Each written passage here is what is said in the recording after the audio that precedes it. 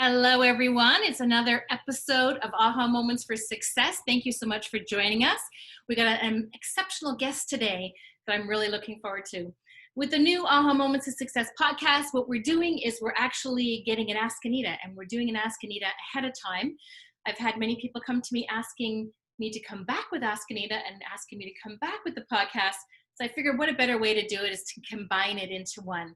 This is now going to be available anywhere your podcast is and on iTunes, also on our website, but it's also available in YouTube, which is something that's new. So I'm so glad you guys are joining us today. So today's Ask Anita question is, does goal setting work? I hear about people saying goal setting doesn't work. This is from Angela. So there is a lot out there saying that goal setting does not work, and I've heard that before, that we should not be setting goals and that it impedes what we need to do and where we need to go in our life. And I don't agree. I agree and I don't agree. So I don't agree because we need to be able to know what's important to us to be able to move forward. And I always talk about that, your root success and what you're wanting in life. Some things, they happen by chance. It's just going to happen that way anyway. But if you're not rooted in knowing what it is that you want, you're not going to be able to get there because you need to be able to do those actions and build those habits to get there. So goal setting on its own doesn't mean anything. You can write things in a book, look at it, New Year's Eve coming, what am I going to do for 2021? And you write everything down. But you know what? Unless you actually put those actionable steps in place, unless you actually put some kind of motivational type of tools towards it, it's not always going to work for you. So it's very, very important to do goal setting, but to be able to go through the process that needs to be done to be able to do goal setting. And sometimes it's different for different people. So that's my answer for Angela, and hope that answers everything you need. Always looking for your questions with the Ask Anita at info@anitaheidema.com. And now we're going to get to our special guest. And, this guest I haven't seen in a while, and I am so happy to see her, and I'm so glad she's on. She's just the most incredible lady. And I'm just going to read her bio because I find there's so many exciting things that she's done. So it's really important that I read it completely. Melanie Case is a highly dynamic and positive force for 12 years. Experienced in media as both TV and radio personality, producer, videographer, and appears on numerous commercials. Melanie owns and operates various businesses, from aviation to online marketing to video production. She is also highly sought after as a speaker, host for large events, and rare mix of small town warmth and honesty with big style and energy in everything that she goes through. Melanie has interviewed prime ministers, very cool, rock stars, popular authors. Well, you interviewed me, so that's something big. That's where I last saw you, was on the set. Musicians and sports stars, from live video on location production experience to behind the camera as a videographer or producer. Melanie has an eye for detail and has recently been nominated for the Impression Awards in 2 categories, Best On-Air Personality and Best Talk Show Host, while winning awards for Most Innovative Business and Best New Business. Melanie loves to travel, and we both do, and have experiences visiting over 45 countries and still counting, whether it's traveling independently with a group, sailing the seas with premium luxury cruise lines, or slapping on a backpack and seeing where the wind takes her. Melanie has experiences and stories for all. You know what, Melanie? I just love everything that you do. And let's see if we can get you on here now so that we can see you. Hello, hello. Hi, Anita. I'm so excited to be here. Oh, I'm so glad to see you. I mean, last time I saw you, we were on the couch. What was it called? Morning Live, or what was it? That one was daytime. And Daytime. we were talking about your book, Vitality Knocks. So we were talking about my book, and it was just coming out. And I mean, I love it. I've got number 2 that I'm coming out with. I've actually written in Italy, and it's Vitality in Italy. So hoping that one's going to come out soon. But so glad to have you on. Pardon? Me too. It's amazing what you're able to grasp, experience, and to be able to put out there when it comes to travel, right? Yeah. Oh yeah. Looking forward to reading that book too. Yeah. So that's one of my lines, was get a way to find your way. So when I started 15 years ago, that's what I did, was retreats for entrepreneurs. and it was Oh, get away to cool. find your way. And that's what happens, right? You get Mhm. out of your comfort zone, you do different things, and then when you come back, I would coach people to stay on track, because you always Yeah. have great ideas when you're traveling, and then sometimes reality kind of kicks you.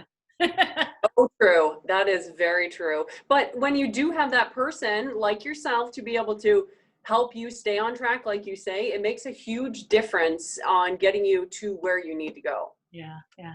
Mhm. And hence, I mean, you're an inspiration out there because you have so many things that you're doing and you're being Well successful played. at. So I'm just so excited to tell me, what have you been up to? I'd love to hear more. Oh my gosh. Well, since the last time that I've chatted with you, I have popped out 2 children. That was quite an experience, very life-changing for all Oh, those moms. you were pregnant when you interviewed me last. Ah, was I? Yeah. Okay. Yeah. Yeah, so it's definitely been a journey. Um, I mean, we've opened up a skydiving company, Skydive Wasaga Beach. We also own a charter company for private planes, taking people where they need to go, and banner towing for events and things like that. So that's kind of Wow. taking us like on a whole other journey here. Um, I mean, I've just been putting along with what I love to do, which is interviewing people and having chats and hopefully inspiring people to live their better life. And I've been in a few commercials and a few movies. It's been a ride for sure since the last time we've had an opportunity to chat. Oh, that's so exciting. And I love it. It's the same, people are always saying, how do you do everything? I mean, I've got the passionless cooking I do with Dario, and I've got my business, and then we travel. And I remember one time I was writing a blog and I was going through the mountains in France, and I'm sitting there on the computer and it was going side to side, right? But you do it, but you have to balance it and you got to keep focused, right? How do you keep focused in all that you do? I think a lot has to do with having a good partner in life as well, like you have. That really kind of having someone to bounce the ideas off, having someone to be able to give you that little nudge when you need it. And also, really, I stick with what I love. I mean, I've been through a lot to carry on doing what I love doing. Hasn't always been easy, but it's definitely been worth it because I feel like my husband and I, when we met early on, we both decided, you know what, you live life once, let's just carry on the path of what we enjoy Mhm. and kind of bring our passions into our work instead of doing our passions on the side. Mhm.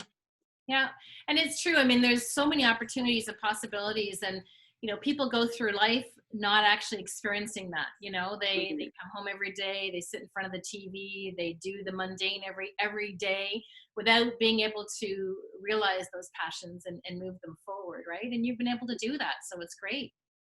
And I think also, I was gonna joke with you that it's waking up. People say wake up at the 4 a.m. club or the before 6 or whatever it is. I mean, my day starts at 3:30 in the morning. That's what time my alarm goes off. That's what time I get up out of bed. Would I be able to do that if my job wasn't early in the morning? I don't know, possibly, but that really helps me because I get a kickstart in my day before people even are waking up or realizing that a day has started.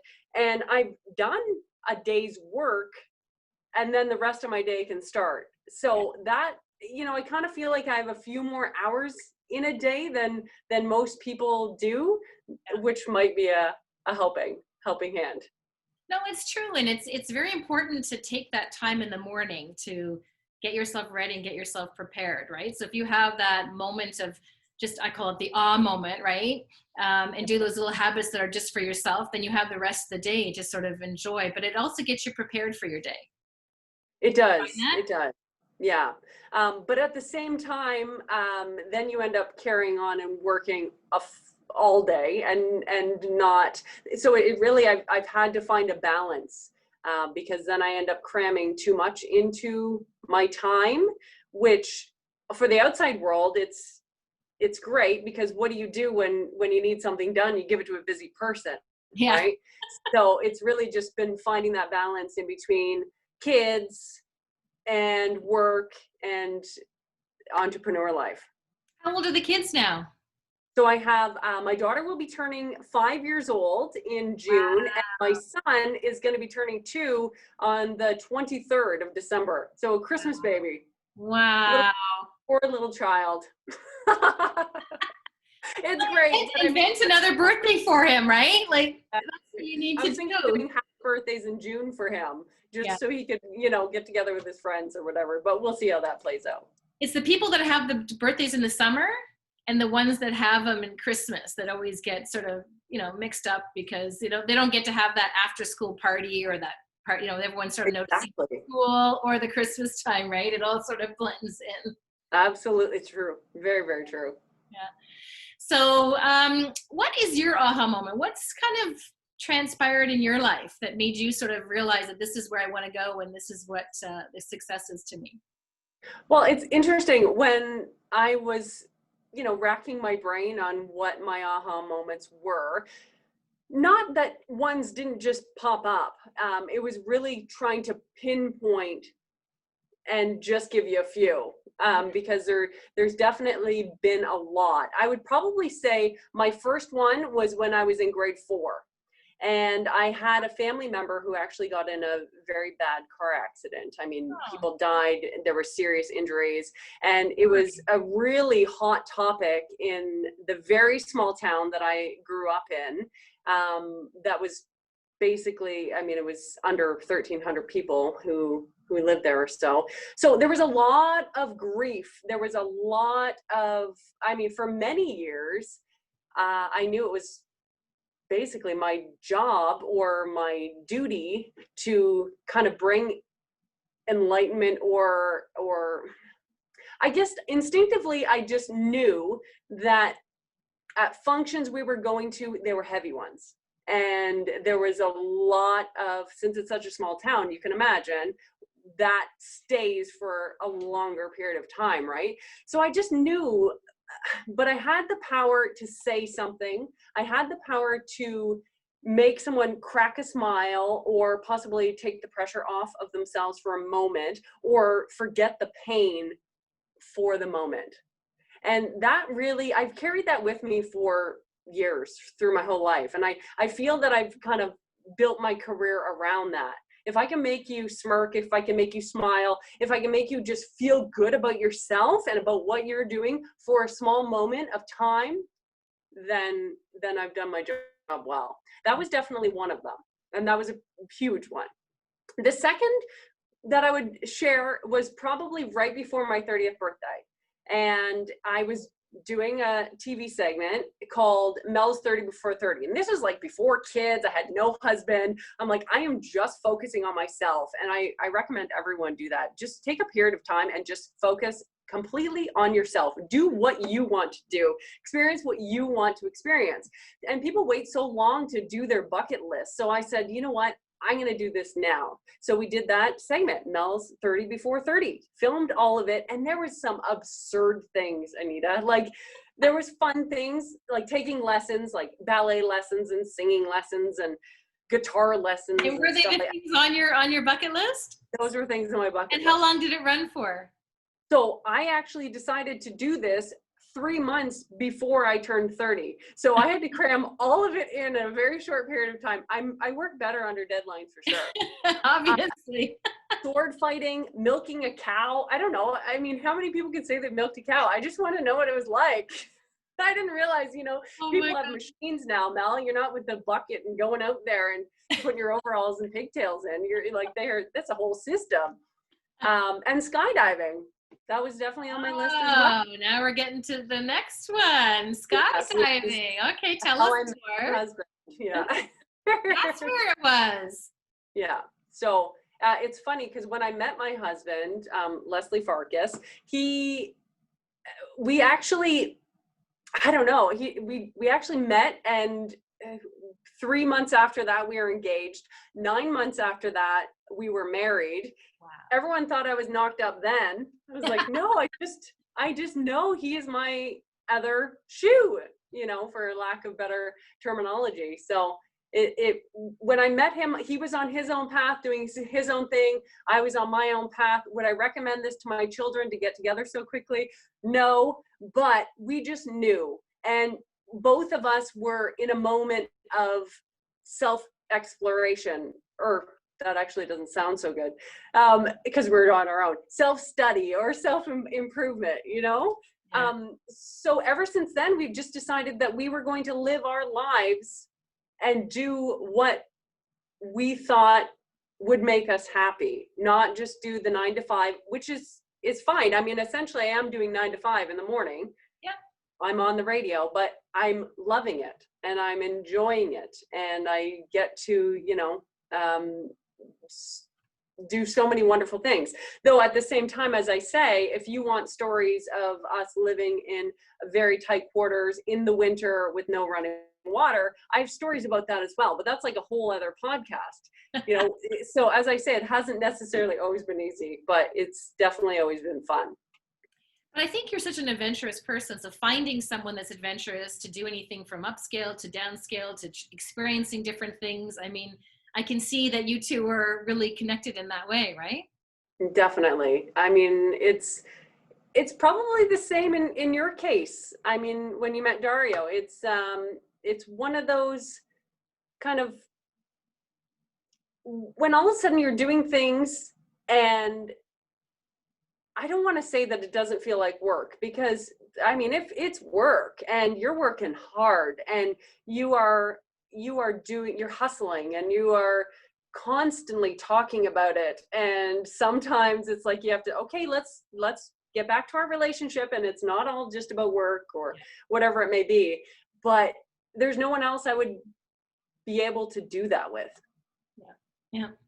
Yeah. And what's really important, I think, is and correct me if you feel I'm wrong, but I think it's important to know yourself. You know, mine was unfortunately later in life. I mean, Daria and I didn't get together until I was 49, I think it was. So, you know, I'd gone through those mistakes, and I guess they're learning life lessons. That's what vitality is all about. You know, it's those life lessons that I had to go through to get to that point. And it's exactly right. You know, now you're like, okay, life is too short. Why not do our passions that we enjoy? We learn from both our strengths. We develop something to be able to live that way. And that's what's so important. And you've done the exact same thing. And it's so important to know yourself first. Don't you agree?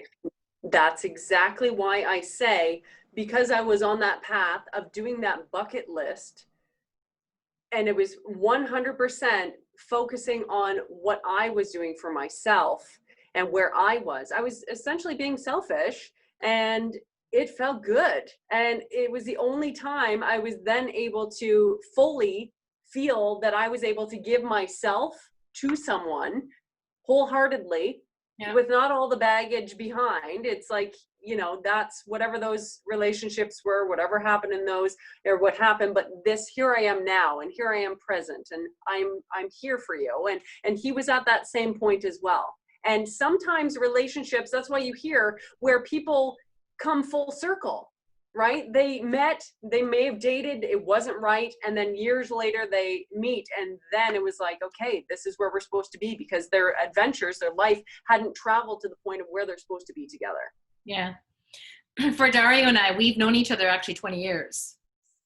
See, so good. We had gone back, but our boys, we met them and they were in kindergarten. So we went through all those years just being friends. We were in the sidelines in the sports, and we just general talk. We never actually, it was always about the kids. It was serious stuff. We never actually explored who we really were and what that was. It wasn't until later that we both were separated that all of a sudden we started talking. And I actually wanted him to come on the podcast. Being a chef, I thought, oh, that'd be neat. Everyone loves food and all of that. So it kind of exploded into, oh my gosh, we have so much in common. And, you know, sometimes we kick ourselves that why wasn't it sooner? But then, you know, maybe we wouldn't have had the kids, and, you know, we wouldn't have grown to where we are to know and also appreciate, you know, every day that we work towards our relationship and how important it is, and not to take each other for granted, because we go through life and we are, what do you call it? I guess you would say on reverse, or we're numb, you know, and we carry all this baggage of, you know, lots of stuff has happened over the years to me, and I'm assuming to you as well. And you got this weight of this baggage that you just keep carrying. And gotta let it go. You gotta let it go, move on, and do other things. So I'm so happy for you. I'm so happy that everything's worked out and you're living the life. Well, you as well. You as well, girl. I mean, it's really just about taking one step at a time and just staying true on your path if you can, because some people might be listening to this and being like, well, you know, it's easy for them to say, Yeah, it's right? true. Because I need to pay that bill and but it's okay. It's starting from here, you know, every day waking up and starting from here and moving forward. Baby steps, right? Those different Yeah. things. Maybe it's like you said, getting up a little bit earlier, Hmm. putting some intention to something that you want, releasing some of those things, noticing them in yourselves that, all of a sudden, we're going to talk about a relationship, you're the fear of something in there that's holding you back, or you want to start a business, the fear that's holding you back from something there, right? And a lot of Exactly. times, like, what's the worst that's going to happen, right? Yeah. Try You something grow, new. you grow, Yes. you learn. I think we could have, this episode could be hours, I think. Definitely going to have to do more of them for sure. But I wanted to get into, so you've got the marketing business, you've got the skydiving, which I absolutely think is the neatest. I don't know if I could do it though. Hey, I always say we need land people. It's okay. All right. You come and watch and Skydiving, maybe? Did you skydiving, but actually like jumping out of the plane? Is that what you're doing? so we're skydiving. So we Oh, are so you connected can act, always. no, when you got the actual kite that carries you. Is that The not parachute. skydiving? Oh, are you talking about hang gliding or yeah, we're Yeah, see, I'm getting them mixed up. airplane here. Yeah. But I Yeah. know Dario had done it in the Italian army. So at the time there was the draft in Italy, so he had done it in the army, and he said he wants to do it again because we have our bucket list, right? Yeah. So Exactly. maybe we'll come visit you in Wasaga. I'm not too sure whether I'm going to go ahead and do it, but I'd love to try, and at least he would. Well, the views are absolutely incredible either way. So Would you come over to Italy and do it on our retreat for next year? ooh. Okay, That we'll would have be to an chat. idea. We'll have to chat. A little bit of food, a little bit of wine, a little bit of skydiving. I don't know if that's a really good mix. Not all in that order though. That's not the problem. Okay. Skydiving, food. Okay. Yeah. That's the better order. So we're going to have to unfortunately call this quits. And I know you're working right now too, so it's probably, Yes. yeah. Okay. So if you could give 3 tips to people, what would they be? So first would be failure is, it's not the stop sign. Okay. Failure is a starting point. And I say this because just because you try something and it doesn't work out, it doesn't mean that all is lost. It might have just not been the right fit right there. And this is where negativity bias comes into play. When people fail, they continuously focus on that negative. They continuously focus on the so the general or the less of one person's behavior. Like, it's easier to focus on negative than it is on positive. It reminds me when I worked on cruise ships and there was people who gave comments at the end of a cruise. I mean, you may not even remember who you met on a cruise when you're a staff member, when you're an employee, Yeah. but then you get these comments at the end of it, and there might be 20 fantastic ones of ways that you've helped them and what you did to make their cruise extra special. But there's that one negative one that comes out, and that's where your brain starts analyzing and you're focusing and you're completely trying to break down the whole entire week that they were on there and analyzing what you did wrong. Yeah. So it's not focusing on that, just stepping away. To give you an example, when I had my second child, I decided to put out a line of, I could never find matching socks. I'm sure many moms can relate to this. It's a style now, isn't it? The mismatched socks. So here's the thing, is that I actually teamed up with a designer, Kirsten Gorbett, and we put together a line of mismatched socks. Oh, and I actually got them, like I have boxes of mismatched socks at my house right now, okay? And here's the thing, is that all of a sudden they came, my heart wasn't in it. Because when they came, I started putting them on my son, and I would wash them, and then I would start matching them up. I couldn't do mismatched socks because it just wasn't me. My mom always put me in matching socks. It's okay if it's on accident, random once in a while, but I honestly, that concept, all of a sudden my brain couldn't wrap itself around it. So how am I supposed to promote it and put it out there? I just couldn't. So now I have boxes of them. Is that a failure? Do I think that's a failure? Absolutely not. For me, it was a growing and learning lesson. I was always continuously moving forward, right? Especially when you're on mat leave. Sometimes women at home, you feel because I mean, a mom's job is a job.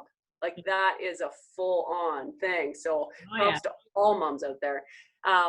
But you feel you get kind of stuck in the kid world, right? And so it's just keeping me and my mind busy. So I don't find it's a failure. I feel like I got contacts now in the fashion industry and the manufacturing industry. So moving forward, good things could come out of it. It just wasn't the right thing. So that failure it's not a failure to me. It's my starting point now. It wasn't my stop sign. Your daughter will buy up all those socks. Okay. Her and her friends, that's all they do. So the late teens and the early 20s, that's all they do. So anyway. It's amazing. Which then moves me into my next one, which is continuous forward movement is key. For me, this is, if I feel stuck, or if you feel stuck, if you feel in your slump, you feel like you start to get in that loop, right? So taking action every day, it really is going to help you to get out of that loop. But if you're in that loop, then emotional eating starts coming, or whatever it is that your vice is. I mean, your waistline starts to stretch, and then you start getting even more down on yourself. And it's just, it's a spiral that is possible to happen. So I find for myself, many times we look at the big picture and we don't narrow it down enough. So then you don't even start. You're just, forget it. It's too much. It's too overwhelming. Yeah. Whereas if maybe you broke it down, and if you take action every day, I find that then it blocks the fear from coming in, because you're taking a little step every single day, any motion, and then maybe that's going to fast track your achievement. Like, get out of your own brain and step away from the long list of, say, courses or lists that you have.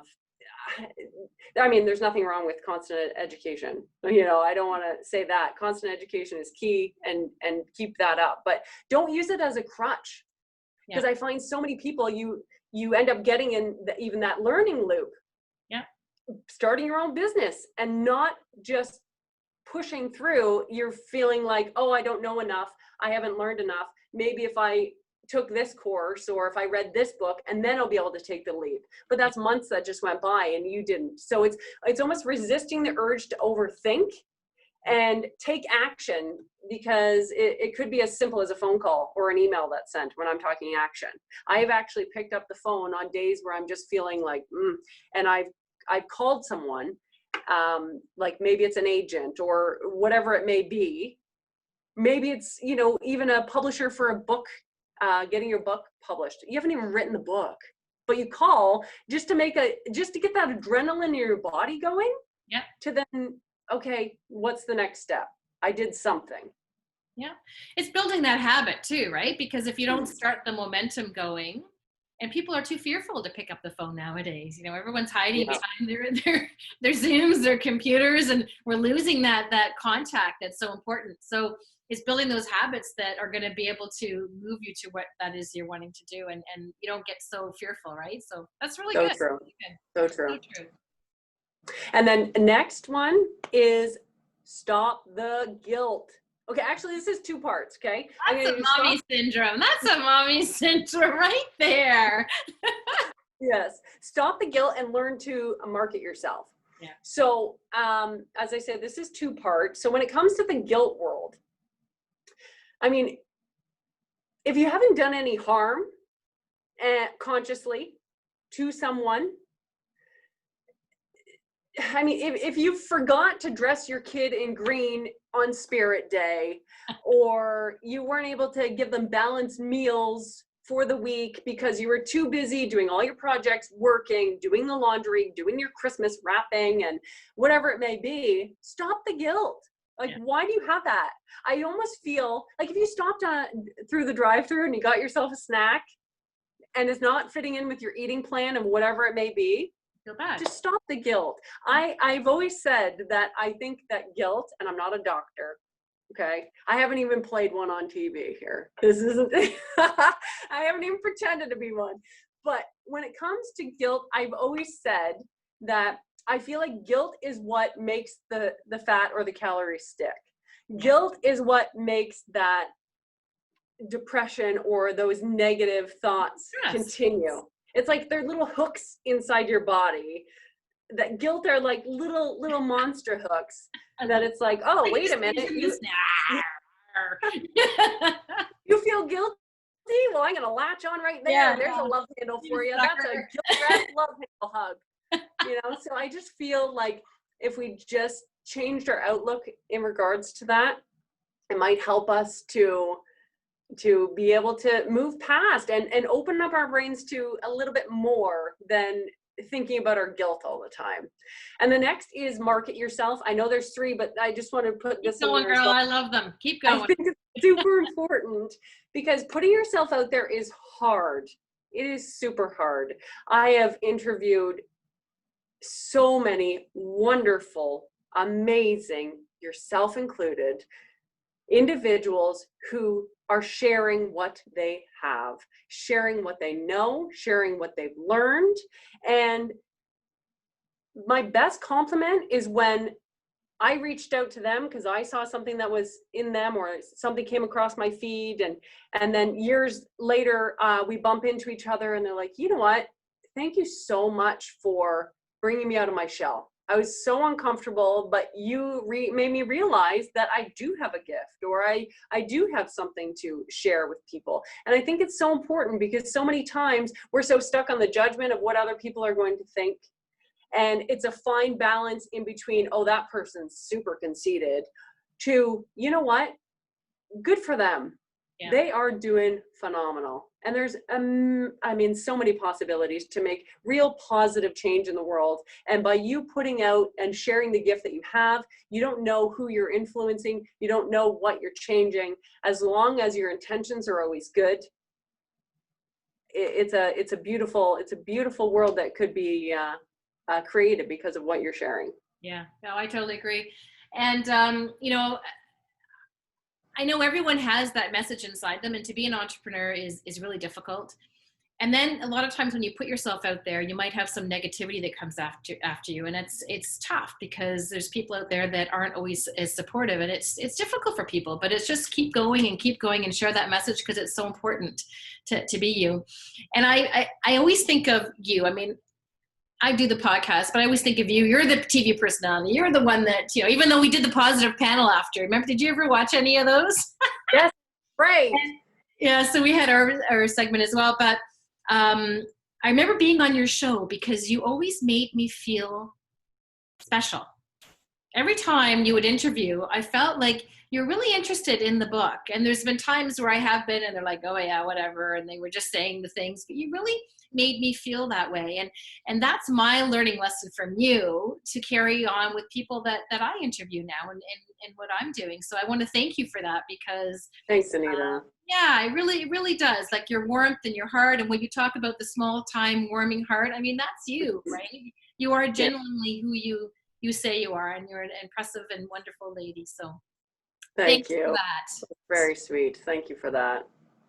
So anyway, we're going to have you back for sure if you're interested. I'd love to learn more, and maybe when we get closer to the skydiving season, maybe we'll do, you know, a live episode as we're getting on the plane or something. Oh, see, possibilities. Rolling into other things, and even with our Pasha's Cooking Lifestyle TV, there's always interesting things that we're throwing in there as well too, right? So you never know. I love that, and I love seeing you kiss.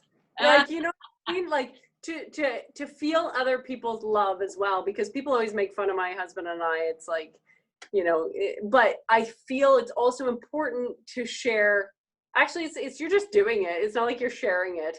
You're just, that's who you are. Your love exudes you, and I feel like that is important, that the world needs to see that as well.